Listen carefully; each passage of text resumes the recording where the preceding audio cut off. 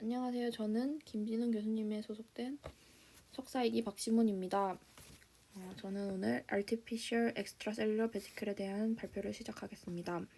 근데 엑스트라셀룰러 베지클은 세포에서 방출되는 베지클로 여러 가지 생물학적 활성 물질을 포함해 다양한 생리적, 병리적 기능을 수행하는 것으로 알려져 있습니다. 세포의 소포는 기원, 분비기작, 크기 등에 따라서 마이크로베지클, 엑소좀 등으로 분류될 수 있습니다.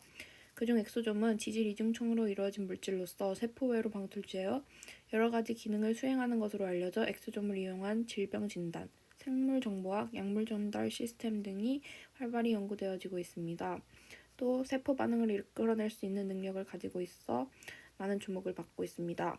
엑소좀의 능력에 대한 연구와 더불어 엑소좀의 분리 기술도 발전해 가고 있습니다.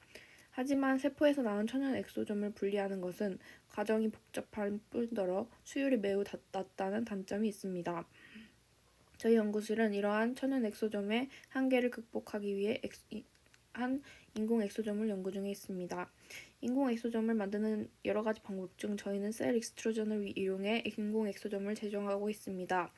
셀 익스트루전이란 세포를 시린지에 담아서 폴리카보네이트 멤브레인에 통과시켜 쪼갠 뒤 셀프 어셈블리를 통해 엑소점을 만드는 방법으로 기존 천연 엑소점의 수율 한계를 극복할 수 있고 과정 또한 매우 간편하다는 장점이 있습니다. 하지만 엑소점 내부에 어떤 물질이 포함되어지는지는 아주 연구를 수행 중에 있습니다. 저희는 피부 각질 형성세포인 핵켓셀과 연구실에서 합성한 pMEL을 1마이크론와 0.1마이크로미터 멤브레인 필터에 통과시켜서 Artificial Extracellular Vesicle AEV pMEL을 제조하였습니다. 저희 AEV pMEL은 안티폴루션 화장품 소재로 사용하기 위해 연구되어졌습니다. 안티폴루션 화장품이란 동시 환경 내 유해인자로부터 피부를 효과적으로 보호하여 맑은 피부를 유지 및 개선시켜주는 신개념 화장품을 의미합니다.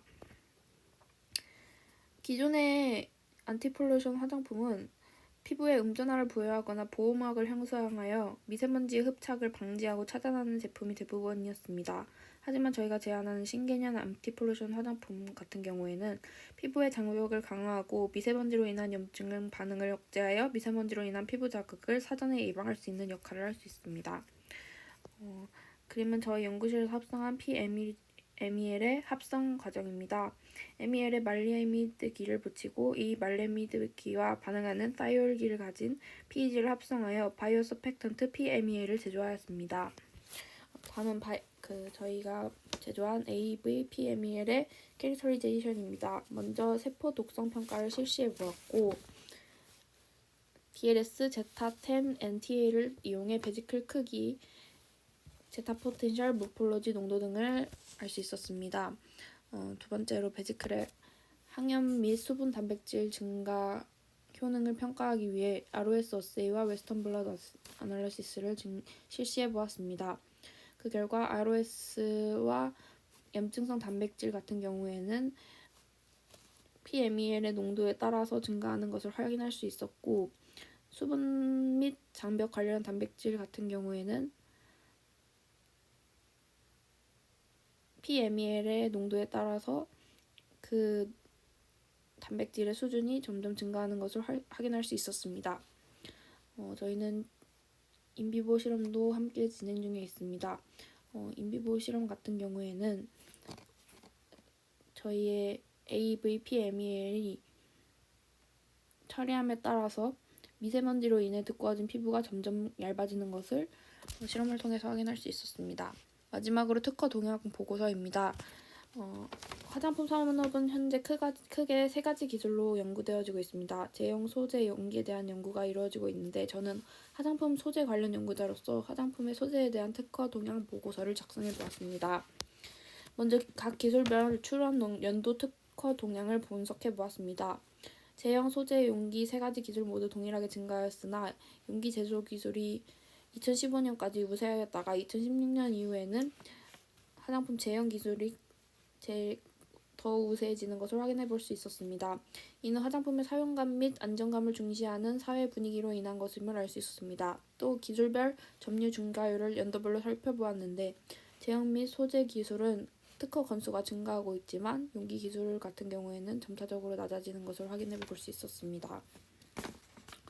화장품 기술별 시장 동향을 분석하기 위해 우리나라 10개 대표 기업을 선정해서 특화 동향을 분석해 본 결과 대부분 그룹이 화장품의 제형 및 소재 기술을 중점적으로 특허를 출원한 것을 확인해 볼 수 있었습니다.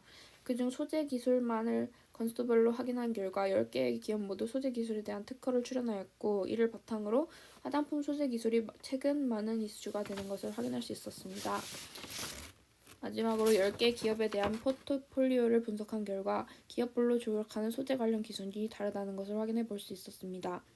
수입 대체형 소재, 감성 품질 소재, 헤어용 신소재는 공백 영역에 해당함으로써 현재 특허 출원이 활발하지 않은 것으로 확인할 수 있었고 이를 바탕으로 이러한 공백 영역에 대한 연구를 진행한다면 화장품 신소재 시장을 개척할 수 있을 것이라고 생각됩니다. 벤치마킹 영역에 해당하는 천연 한방 신소재와 발효 화장품 신소재 기술은 벤치마킹을 통해 기업의 특허들을 참조하여 기술을 더욱 발전할 수 있을 것이라고 생각됩니다. 이상으로 발표 마치도록 하겠습니다.